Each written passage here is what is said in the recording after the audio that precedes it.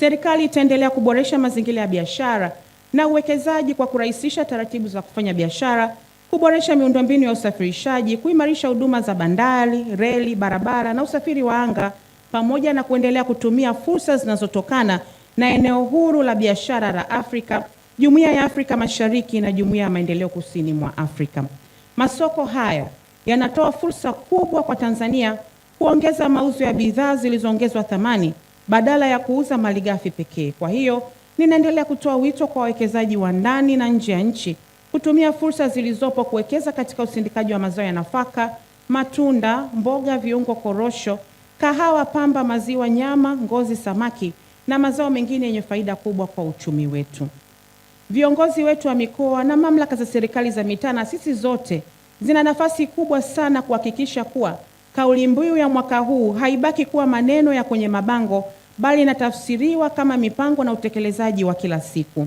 Kila mkoa unapaswa kutambua mazao yenye ushindani katika eneo lake, kuyaendeleza kupitia minyororo ya thamani na kuyaunganisha na viwanda pamoja na masoko ya ndani na nje ya nchi. Kadhalika, mamlaka za serikali za mitaa ziendelee kuboresha mazingira ya uwekezaji kwa kutenga maeneo ya viwanda, masoko, maghala na vituo vya ukusanyaji wa mazao pamoja na kurahisisha utoaji wa vibali kwa wawekezaji.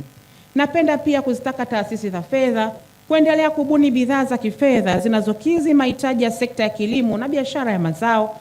Upatikanaji wa mitaji nafuu ni nguzo muhimu katika kuongeza uzalishaji, usindikaji na biashara.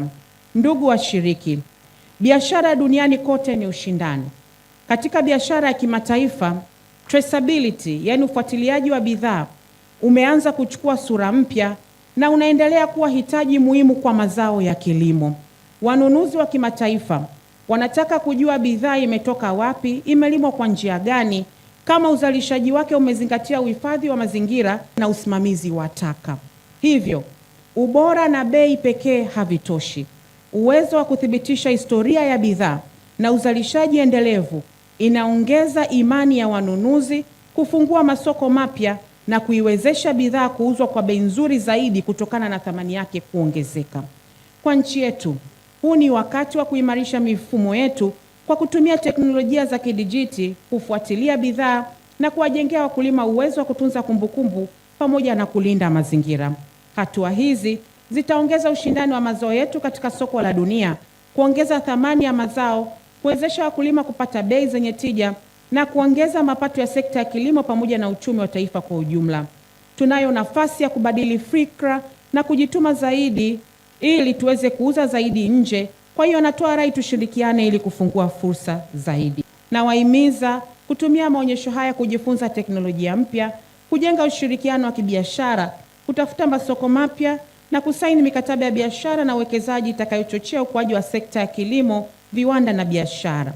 Sisi tutafanya maonesho haya, na maonesho ya kilimo ya 8 ya kanda ya Mashariki ni maonesho katika maonesho kongwe ya kilimo ya muda mrefu sana. Maonesho haya yana zaidi ya miaka 30 katika viwanja hivi kwa kuwakilisha mikoa yetu minne. Kama ulivyojionea, maonesho yetu ni maonesho ambayo yanafana na yamekamilika katika mambo mbalimbali. Mashamba tuliokuwa nayo kule kama vipando vya mazao mbalimbali, lakini maonesho ya biashara ya zana za kilimo na mambo mengine husika. Mheshimiwa mgeni rasmi, tunakwenda mbali zaidi. Sisi tuna maonesho mpaka ya wanyama kule katika upande wa TAWA na mambo mengine ya utalii na kadhalika. Tupeleke salamu kwa wananchi wa mkoa wa Morogoro na mikoa mingine, waje hapa ili wanufaike na maonesho haya ambayo ni msingi wa kuonesha teknolojia mbalimbali za kilimo na zinazopelekea kwenye biashara ya mazao husika. Naomba tutumie fursa hii kwa siku hizi 8 ili tuweze kuonesha mafanikio makubwa, lakini pia tuweze kunufaika na mafanikio makubwa ambayo mikoa yetu imepata katika kilimo, na haswa kilimo cha kisasa ambacho tunatarajia wote tutatoka hapa na kwenda kusimamia kanuni bora za kilimo na maendeleo ya wananchi wetu huko kwenye maeneo mbalimbali.